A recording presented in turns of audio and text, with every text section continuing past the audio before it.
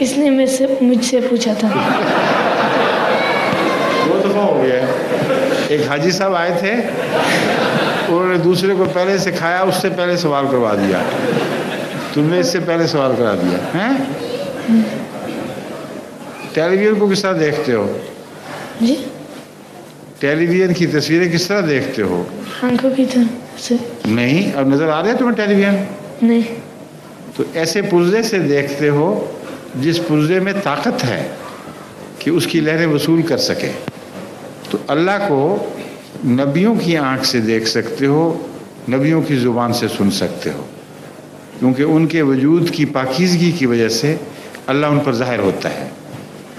تو جس طرح ٹیلی ویژن پہ اعتبار ہے کہ جھوٹ نہیں بولتی.